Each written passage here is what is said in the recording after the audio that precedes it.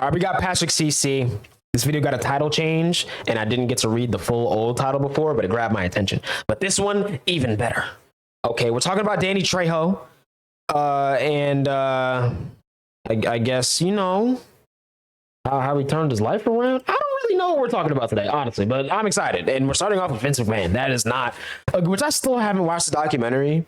I think mainly because it was like mostly about the wrestling business, which is like cool, but like, you know, this man needs to be held accountable, right? It seems like every other week, a new celebrity's shadowy past of crime and degeneracy is being exposed to the masses. However, for Danny Trejo, especially in he was 2024, open and honest about his crimes from the very beginning. You see, for the past 40 years, Danny has been typecast as a gangster, a prisoner, or an overall violent Chicano criminal. But he was not playing a character. This is actually who Danny was. I always figured, based off of his tattoos, because I realized that they weren't fake because they were in multiple movies. I was like, okay, maybe he just was, you know, because we're in an era now where, you know, thankfully a lot of people are really given a second chance. So people like Snoop Dogg, you know what I mean?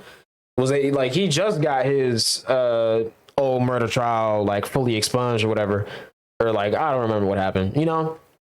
So it's like people really get an opportunity to really turn their life around regardless of what their past was, because, you know, everyone's young and dumb and makes mistakes and all that every now and then, you know. So like it's cool that happens, but I feel like he was one of the first people that I really like noticed that about.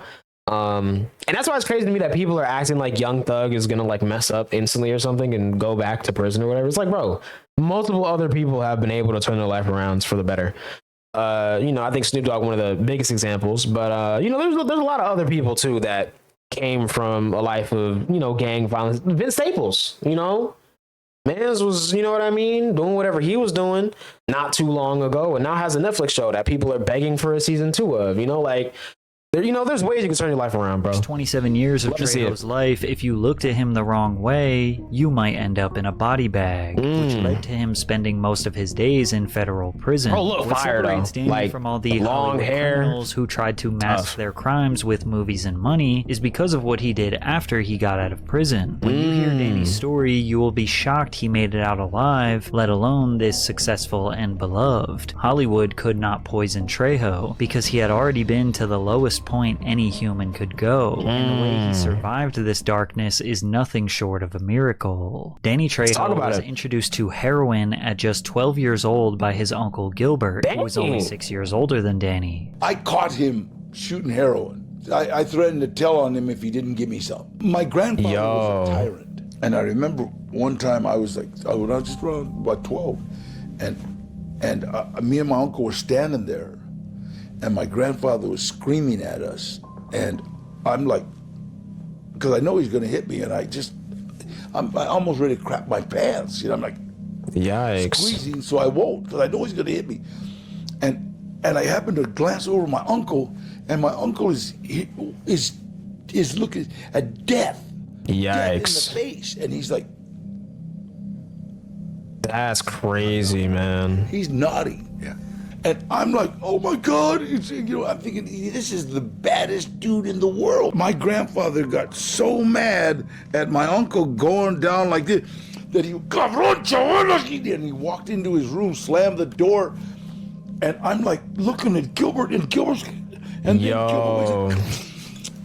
hey, did he hit us? You know, I wanted to be just like that. It's interesting that a 12-year-old that's crazy. That's sad, man. Off on heroin as this way to become a fearless badass. The reason Danny lived with his grandparents in the first place was because his father obtained full custody of him, then stabbed a man and went to prison, effectively making him an only child to be raised by his gangster grandfather and his drug-addicted delinquent uncle. Things escalated from there, with Trejo developing a drug and alcohol dependency and joining Gilbert in robberies and drug deals, which resulted in a childhood where Danny was in and out of juvenile detention centers. First time I went to juvenile hall, 12, 13. 12 years old, and it was just petty stuff back then, or is it?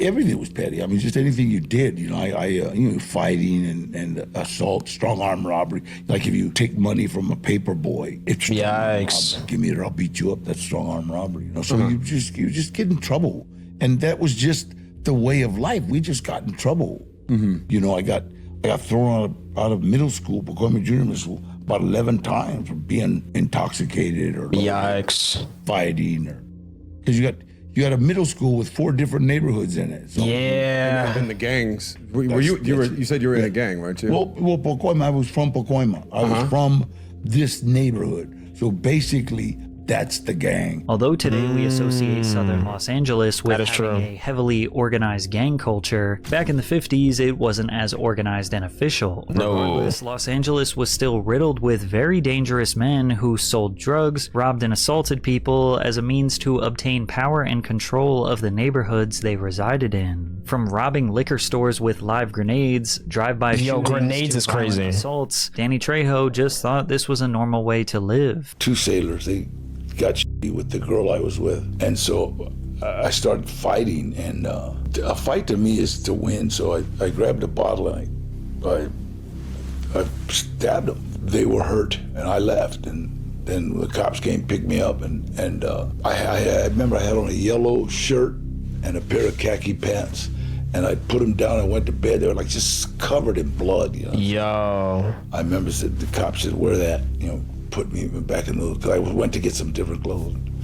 And then we went back to jail. Danny would be arrested Crazy, and incarcerated man. multiple times throughout his youth, and in that time he developed a reputation as someone you did not want to mess with. So I started building a reputation of being somebody you don't mess with way back in juvenile hall. Yikes. People talk juvenile hall, camp, youth authority, prison. Your reputation follows you, and it's good to have a bad reputation. I was about to say, in that situation though, it's better to be that guy than to be the guy that's the easy lick. You know what I mean? So like, The holiday season is You know- here, and you're probably looking for that perfect, unique gift for friends and family. Well, I've got hold something on. that's What we not got? only thoughtful, but also me, Patrick. super useful. Thanks to today's sponsor. oh, okay, you know, nice. W ad. Studies to W use ad, code, bruh. code on cross paths with Yes, the sir. now and Oh, make someone's Charles holiday Manson. unforgettable. To add to the craziness of Danny's life story, during a brief stint in the county in 1961, Trejo even crossed paths with the notorious cult leader Charles Manson, describing him as a dirty, greasy, scrawny white boy. However, once Yikes. Trejo reached adulthood, He said that was what, 20 years before he do, or no, about 10, right?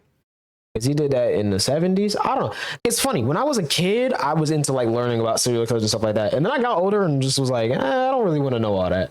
You know? the consequences It's so of his wild. actions would be more severe. And in 1965, when Trejo was just 19 years old, he finally met his fate. While he Ooh. maintains that it was Yikes. nothing but sugar to this day, Danny was arrested for selling heroin to federal agents working Oh, man. undercover, which earned him a 10-year prison Oh, sentence. man. But Danny did not fear prison. He had already spent most of his days True. behind bars, and this is where he expected his life to lead to. When you got to prison though, what did was that a fearful thing for you? No, because if What you, was that like the first time you actually went to the Don't- big if you grow up in the system, okay, it's like you, okay. You played Pop. I don't know if you played Pop Warner. Yeah, I played Pop okay, Warner played Pop football. Warner. Then you played high school. Then you played college. Then you went to the NFL. So now when you weren't afraid. You were like, oh, anxious because you knew most of the guys there.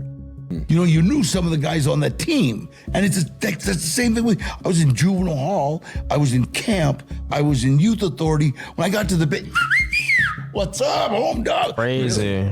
So it's the same kind of, just kind of a alternate universe. As a Yeah. fresh face, Trejo used his boxing training from his childhood to his advantage. His teenage scraps were now saving his life, as his prowess in San Quentin was on full display for any challenger in the yard to test. Being a good Crazy. boxer got me through the penitentiary. I was the lightweight and welterweight I was about to say, you look champion kind at of every lightweight, but like penitentiary I built was though. in. I can't really Now, tell. being a boxing champion in prison sounds like some sort of made-up movie plot, but It kinda once upon does. a time in America, prisons actually put somewhat of an effort to reform inmates, Yep. which included money and resources for them to participate in organized sports. We used to have like fights with the Army and the Navy would come in sometimes. They would be exhibitions, you know, but the only problem is that damn Mexicans don't understand the exhibition. You know, they'll come like, we got money. He's Mexican, so he can say that. I just, I heard what he said, and I was like, that sounds so crazy, but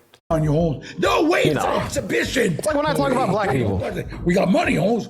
And so you either had to tell the guy that you were fighting, look, Holmes, go for what you know, or Yikes.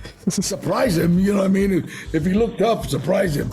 And but we had some great fights. We had some great fights up there. They took all the athletics out of prison fighting. They don't have no more. Now it's just a warehouse for insanity, Trejo Literally, managed to man. figure out and survive in the complicated politics of Private owned prisons ruined everything, bro. I ain't gonna lie. Cause like you said, bro, they used to be about reform somewhat. I feel like it's, not as good as some other countries. I feel like there's a lot of countries in, Eastern Europe that kind of really understand the whole like reform thing. But I feel like in the US especially, and in the UK, from what I know, like it's mostly just for labor and like, man. prison life, because he knew any day in there could be his last. People know you really believe that the bottom line to an argument is a murder. Well, then they don't want to argue with you. And if you believe that in your heart, then it's like you don't argue. It's like you teachers, there is no such thing as I'm getting mad now. There is happy, sad, and rage. That's it. Yeah. You can go from happy to rage or sad to rage because there's no, I'm going to get mad. Because if I'm going to get mad at you, that probably means you're going to sneak up behind me and stab me in the back. So let's get this over with right away. You gotta understand, prison is the most right now place there is. Yep. There's no future, there's no past. It's like right now. You can die because somebody you didn't know didn't get a letter or got a letter. He can just be running down the tier, see you and stab you. It's like that quick. Unfortunately, he realized that life behind bars was turning him into a monster. He did not even recognize himself. If you're going to be a predator, then you become somewhat of a sociopath, somewhat of an unfeeling. Screw them. I remember an incident where we were playing dominoes. Right. We were playing dominoes for the big game because there's a lot of money on it, and I got a run of fives. And anybody that knows dominoes, I got 4 5s in my hand, and I'm like, look at, and right here, this guy that was watching it had snitched on something, and so boom, boom, boom, boom, boom. They hit him about 6 times. Yikes. In the back with a knife, bang, bang, bang, and he falls on the domino table. Right. And I got this run of 5s, and I remember going, "Oh my God! Wait! I'm trying to push this guy." So when somebody gets stabbed, Rob, you have to get away from there because if you're near there, you did it. Right. Do you understand? So I'm like, no, wait! And everybody's come on, and we got away. I got back to my cell with this damn run of 5s. Everybody had thrown their dominoes away. I got into my cell. I still got this damn run of 5s, and I laid there in my cell, and it hit me. What am I becoming? Despite Danny knowing how to navigate the system, That's crazy though that happened that instantly, because I feel like a lot of people wouldn't even process that until, you know what I mean, probably a whole other situation, so like that's amazing that he was able to kind of come to in that moment, right after basically defend himself. Still crazy, but some trouble that nearly got him the death penalty. At Soledad State Prison in 1968, the prison baseball team was able to organize an exhibition game against an outside baseball team composed of free citizens. It was Cinco de Mayo, which meant that all of the Mexicans in the prison were drinking, partying, and doing drugs. We were like on the third base bleachers here. Third base was just right there. And we're looking at him and he's chewing gum. We're not allowed gum in the penitentiary. Ray had come down from Tescadero. He had a double murder. He came down and he was like looking at this guy chew gum, and he was like almost like a little kid. Danny, I want some gum. Hey, don't give me some gum. This guy turns around. I can't. Yikes. They told us not to give you guy, and that's as far as he got. Yikes. Ray socked it. When something happens in the pen, it just blows up. After his fellow inmate punched the third baseman, all hell broke loose. Yikes. Hundreds of inmates everywhere began fighting. I was about to say it's a chain reaction, bro. During the chaos, it was alleged that Danny Trejo hit a guard with a rock, an offense that got him sent to solitary confinement, aka the hole. The environment of solitary confinement is hauntingly oppressive, a space designed to strip away every sense of normalcy and human connection. Trejo kept himself occupied by revisiting his favorite films in his head, occasionally acting out scenes from The Wizard I was wondering when I can't speak right now. I was wondering when we were going to get to the acting part. To keep his mind busy. That's crazy. Insanity. It was at this moment that Danny realized his life was over. He had officially reached rock bottom. He sat in a cell where "God sucks" had been written in feces on the wall. But reaching out to God seemed like the only plausible action to take. And I remember just asking God, let me die with dignity. Lord, just I got a reputation. Let me die with dignity.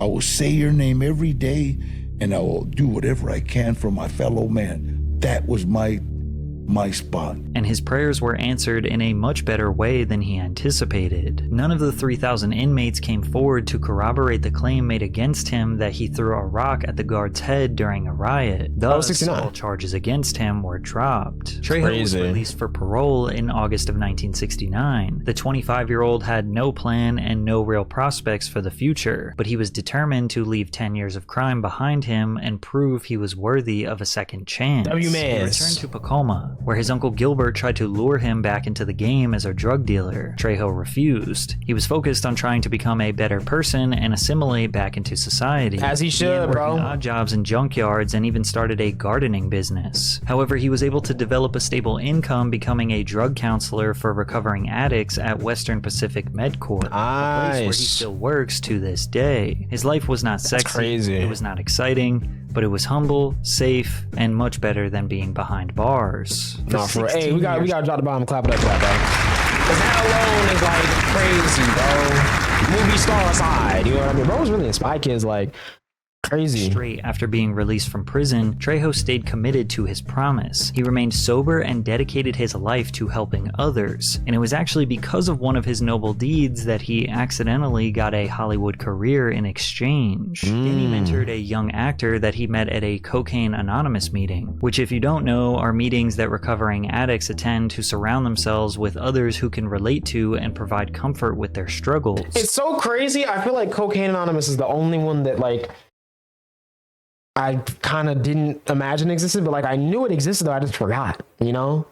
Because like, you know, Narcotics Anonymous, Alcoholics Anonymous, like you think about those all the time, but like Coke specifically, I just never really thought about that. In 1984, this young actor who was being mentored by Trejo called him and asked him to come to the movie set because a lot of people were doing cocaine and I was going to ask who it was, but it's anonymous. Struggling with temptation. Danny went down to watch over the young man and make sure he didn't relapse. Little did Danny know he was about to get himself his first acting gig at the age of 41. Crazy. I walked on the set and this guy said, hey, do you want to be in this movie? I said, what do I got to do? He says, do you want to be an extra?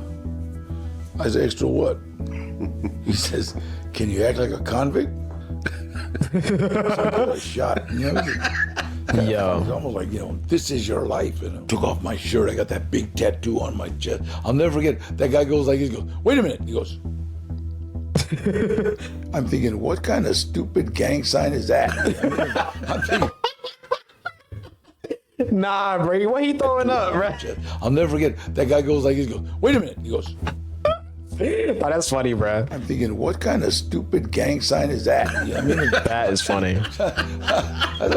I give him a P. Fuck you. I'm fucking going. The film was called Runaway Train, an action thriller centered around two escaped convicts. On the set, there was a man named Eddie Bunker that recognized Danny from his boxing days at San Quentin. Eddie asked Danny if he could train the star of the movie, Eric Roberts, how to box for the film, and offered him more money in one day training this guy than Danny would typically make in a week. After seeing how well Danny trained Eric, and since Danny looked exactly like an actual criminal, the director realized it made more sense for him to be Eric's opponent in the film. Runaway Train opened the door for Danny to get more acting roles. I played like inmate number 1, or bad guy number 1, or killer number 1, or tattooed guy number. You know, I always had these, but the director would see me, and I was. It's crazy. I was talking about this on stream the other day. Like a lot of people unfortunately get typecast, especially people that, may resemble a certain thing, whether it's like bad guy, whatever it may be. Like that one actor that's played Hector in like 10 different films. You know what I mean? Like, it's really messed up and crazy, but at the same time, like, they be getting that money though. So like, you know what I mean? Like, it's crazy, but it works though. Tag. So he would say a line. So that's where I got my training. Really, the first 5 years of my career, I'd say like, all right, kill that son of a bitch. And that's, wow, that was perfect. You love the way I said it. I've said it before. Ironically, Trejo was getting paid to pretend to be the person he had been for years. So crazy. Which is what made his roles in films like Heat, Con Air, and Blood In, Blood Out so believable. You have to keep in mind that Trejo was not enamored by the glitz and glam of Hollywood. Sure, he liked acting, but by no means was he like the theater kids who grew up since 12 years old dreaming to one day be on a movie set. He looked at this like an easy job that paid better than anything he could land with his criminal background. It was the other people around him, directors and producers, that saw much more potential than him just being tough prisoner number one. The first movie where he actually had a name was Death Wish 4 as Art Sanella. On this set, he made friends with Charles Bronson, who invited him to do another movie called Forbidden Subjects. Making friends and getting referrals was the way Trejo got more work. He basically said yes to every job, leading him to a different movie set every other month. Everything good that has happened to me, it's a puppy, has happened as a direct result of helping someone else. This was his way of life for about 10 years until he finally got a more substantial role that actually gave him a name in Hollywood. And the crazy part is, he didn't even speak. Desperado is a 1995 film directed by Robert Rodriguez, which follows El Mariachi, a guitar-toting gunslinger seeking revenge against a drug lord. Along his journey, he meets Carolina, played by Salma Hayek. I was about to say, Salma Hayek. His love interest and ally. Trejo was given the role of Navajas, a fearsome assassin hired by the drug lord Bucho to eliminate El Mariachi. Navajas wields throwing knives with deadly precision. He tracks down Mariachi and nearly kills him, but Mariachi narrowly escapes after a brutal fight that became one of the most iconic and memorable scenes in the film. Desperado grossed $58 million worldwide on a $7 million budget. Trejo's role as Navajo gave him global recognition without having a single word of dialogue. So hard. He just gave me a compliment one time, and he said, you can say more with your face than most actors can say with a page of dialogue. That's a hell of a compliment, and it's funny, but that takes practice, because like in San Quentin, sometimes I think you got to be able to say, hey, I'll kill you without saying a word. Also on the set of Desperado was when Danny met Salma Hayek, the woman who had a near one-to-one resemblance of the woman he had tattooed on his chest. That's crazy. When I saw him for the first time, he saw me and he ran towards me and ripped his shirt off. I knew you before I knew you. I dreamt you before I knew you. Insane. There was a picture of a woman that looks exactly like me. The body was a little bit better, but let's... Stop the cap right now. Me in his chest. And he said, I just got out of jail and I'm happy, but for you, I would rob another bank. Hey, he's so real for that, bro. He's so real for that. Like I said, bro, what a woman, bro. Oh, man. His chest has become an iconic piece of his image. The artist, named Harry, was an inmate Danny met at San Quentin, who asked Danny if he could do his very first tattoo on him with a guitar string. Guitar string. I've heard of that shot before. Let me do this tattoo, Danny. So we did the outline. Right. And then when he does the outline, I get caught up in some in prison in Quentin, and they send me to Folsom. So he says, don't let anybody touch it. I'll be in Folsom. I'll be in Folsom. I said, okay, So I got to Folsom, I was there, and then about 6 months later, he showed up. How did he get into Folsom? He just got kicked out of San Quentin. So how do you get kicked out of San Quentin prison? And it's funny, when he got to Folsom, hey, it's Trejo here, it's Trejo here. Yo. So he did the rest of it, some of it in Folsom, and then there's a big riot, in a race riot in Folsom, and they sent me to Soledad, and he said, Danny, please, man, this is my first tattoo, let me finish it, So you went to 3 prisons to get that tattoo. That's insane. Didn't realize it yet, but after 10 to 12 years in Hollywood, he was officially being typecast. Charles Ramirez Berg, a film professor at the University of Texas at Austin, outlined 6 stereotypes that have defined the representation of Latinos in film over the the past century in his book, Latino Images in Films. There's the bandito, the harlot, the buffoon or clown, the Latin lover, and the dark lady. Historically, these archetypes have functioned as a way of putting Latino characters in a box. These archetypes often mocked them, or confined them to roles in which they're very unfortunate, bro. Just like black actors, just like Native American actors,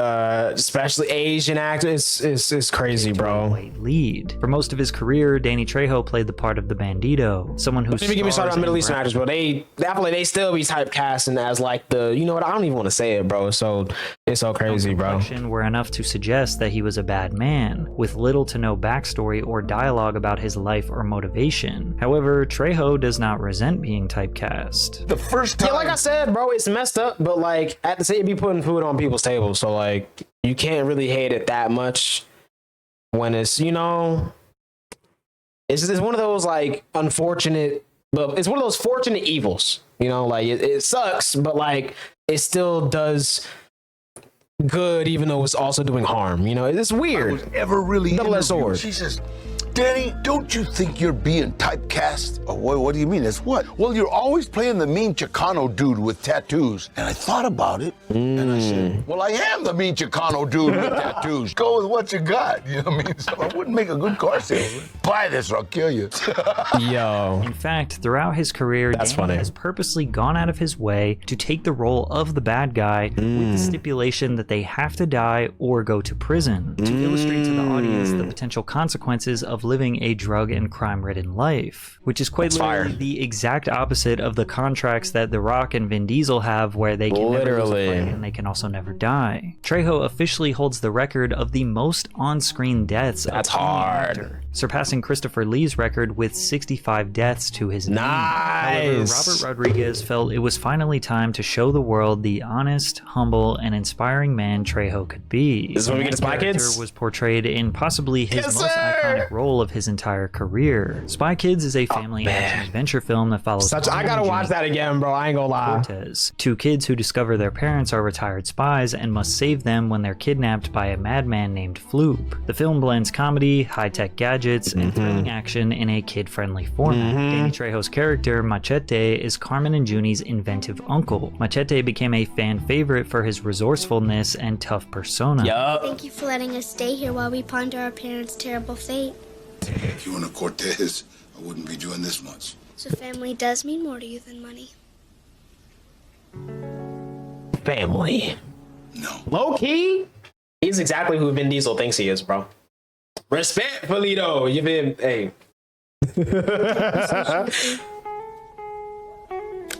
Financially, Spy Kids was a major success, grossing over $147 million on a $35 million budget, leading to a very successful franchise with several sequels. Culturally, it was praised for representing a Latino family in a positive, empowering way. Kids all around the world were now fans of Trejo, and as you know, once you sort of become like a childhood hero, or at least a part of somebody's childhood, you basically have... I probably saw Spy Kids on Disney Channel for the first time, like 6 years old, maybe 7. I don't know. I feel like by 7 I had seen it twice. I don't know, man. It's for life. There were an overwhelming amount of youngsters going up to Trejo in public, calling him Uncle Machete and asking for autographs. And it was because of his role as Uncle Machete which led to Trejo getting his biggest leading man role of his entire career. In 2007, Robert Rodriguez and Quentin Tarantino's double feature Grindhouse featured a fake trailer for a film called Machete. Rodriguez created the over-the-top gritty trailer as a tongue-in-cheek homage to 1970s exploitation films, featuring Trejo as Machete, a badass knife-wielding ex-federal agent. The trailer was such a hit with audiences that fans demanded a full-length movie. Danny and I couldn't go down the street without people asking for the movie. People needed it. They wanted a Latino character because they'd never seen it before. And it was like, yeah, why doesn't that exist? I'm saying. So they got to work. Machete later premiered in 2010. Trejo is the action star who seeks revenge against corrupt politicians and criminals who have wronged him. The film boldly tackled controversial issues like immigration, racism, and the exploitation of undocumented workers. For the first time, Danny Trejo was the hero. His character is the romantic lead, the one that everyone in the audience is rooting for, without having to be the Latin lover type. As far as Hollywood fans fame and success, Danny was officially at the peak of his career. Now, most people in Trejo's position would probably expect to just become this massive action star, or at the very least getting offers for more leading man roles. But that wasn't the case. Trejo continued to accept tertiary roles and one-liners in everything from small indie films to blockbuster smashes. Which honestly, bro, I feel like that's so fire to me, because it's like you get to have an impact on much more things when you go that route. You know, there's certain people that we know as, you know, side characters, supporting roles, background characters, whatever it may be, that are like a little bit more impactful than some of the main roles. You know, I'm trying to think of one right now. The ball in Castaway. Come on, bro. Like, low key, that ball eight down. Slayed the house down. Hey. I can't take myself seriously. But you know what I mean? I'm trying to think of like an actual, because that's not a person.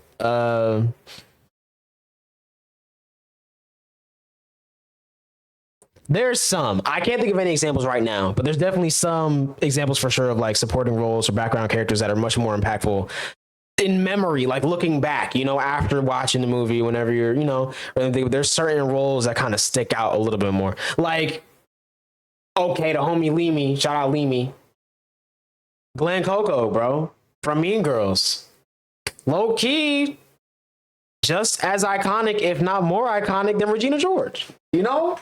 And that's a whole, like, who even is that? You feel me? Like, Danny could not care less about being the main character on screen, or being typecast, or living up to some superfluous status that celebrities try so hard to maintain. He was simply grateful to be a part of any project that was offered to him. Considering his life was destined for failure from the start, living a drug-addicted, crime-riddled existence in prison made him appreciate his second chance in an entirely different way, and he was going to make the most of it. Danny started a chain of restaurants called Trejo's Tacos. The first restaurant opened in Los Angeles in 2016, and since then his culinary venture has expanded to include other locations. It's funny, I haven't been to the West Coast since 2015, so that's probably why, you know. As well as Trejo's Cantina, that's real, cookbook, and Trejo's Coffee and Donuts. At those establishments, customers can find his own line of hot sauce. Oh, that's hard. Celebrity side ventures turn into seemingly quick cash grabs. Danny's passion and genuine love for food has led to his products and restaurants being extremely highly rated. Trejo also ventured into the beer industry with his own brand of craft beer called Trejo's Cerveza. He even launched a record label called Trejo's Music. But make no mistake,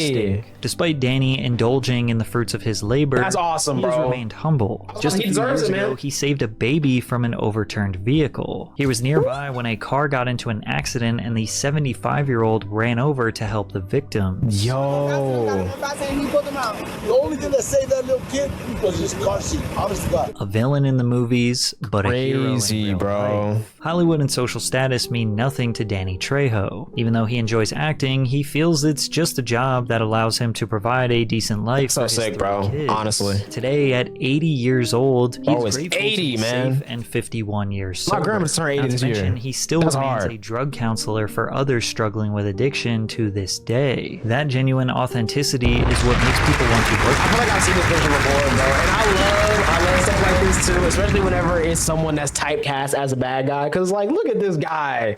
He's not a bad. He's just, you know, hanging out with a little puppy, bro. It's the same thing, bro. It also makes him stand out from the phonies he is surrounded by. Trejo continues to have conversations with God. I talked to God a couple of days ago, and I said, "How am I doing?" And he said, "You're almost out of hell. Keep it up. You're doing great." Hey, bro, that was actually fire. I feel like every time, and that's what I love about Patrick CC's videos, bro. Like, every single time, it's just a banger after a banger after a banger, and they keep getting better somehow. Like, how on earth does, bro? It's crazy. It's crazy. That's a fire video though, man. I ain't gonna lie. Danny Trejo low-key the GOAT, man. We gotta start throwing him in that GOAT conversation, bro. Like Denzel Washington, Meryl Streep, Danny Trejo. That's my big three. Bro, forget all them rappers. Forget all, bro. That's my big three right there, bro. What are we talking about, man?